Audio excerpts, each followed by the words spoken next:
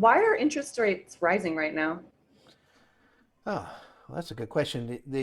Really, we're seeing, and matter of fact, if you go back to that, let me share that again because that's a good question. Here we go.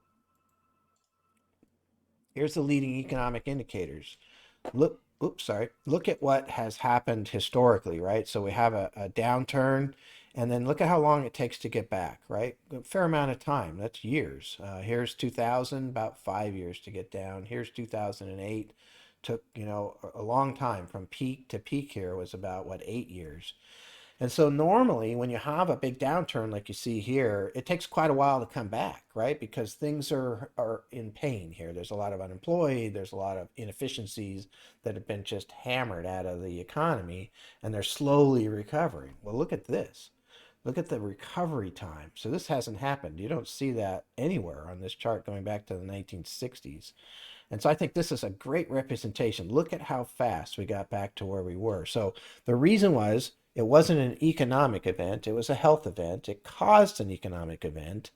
But if you throw enough money at it, like they did here, all these central banks, apparently we can get this economy coming back quite quickly. And so really that's what this is. This is this is not a recovery like we normally see. Even that can be somewhat inflationary, but it's usually not as much pressure because it's recovering kind of slowly. Here we're recovering, so fast.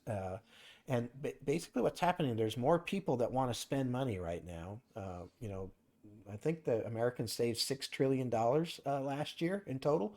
So there's more people that want to save money, spend money right now than these companies are able to even handle. Whether you want a rental car, you want to go to a restaurant, or they just can't reopen fast enough. They have trouble hiring people. They're having trouble getting supplies like lumber and semiconductors and whatever it is. And there's more demand. And again, it's just because it went from, 0 to 60 so fast and it came back, and we've never had anything like this. So what happens is if I'm making cars and somebody is giving me semiconductors, and all of a sudden they're short on them, man, and I'm making money making cars and I got thousands of orders coming in, I might pay more for that semiconductor just to try to get it instead of my competitors buying it. And so there becomes kind of this feeding frenzy. That happened with lumber. It went up 4 times the value in a very short period of time because, again, there's housing starts are going nuts and people are building homes left and right. So that creates a situation where prices are going up. The employees won't come back out of their home for a variety of reasons, so they're having to pay more to attract people to come back to work. And that's all inflationary because all of those costs go into the product you're buying.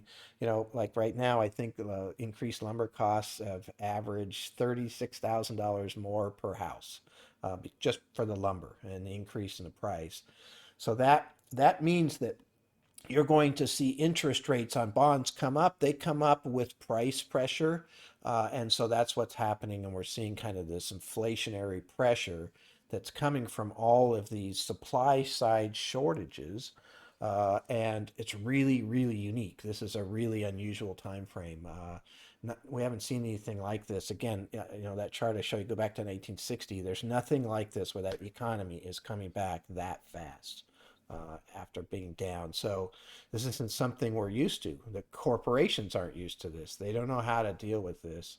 Uh, and if you look at it, why would you have all these planes or cars sitting there that nobody was using, and you're going to lay people off, you're going to sell all those rental cars or what have you, and so you're waiting for the demand. Well, demand has come. Now they're all scrambling around trying to get the pilots to come back. I guess the rental car companies are actually buying used cars on the used car market because they can't get enough new cars either. So it's a feeding frenzy. It's really interesting right now. So that's what's causing a lot of this interest rate increases. Now I feel a lot of this is temporary. So we'll see what happens there. Because then that's more of an important argument as to whether this is permanent or temporary.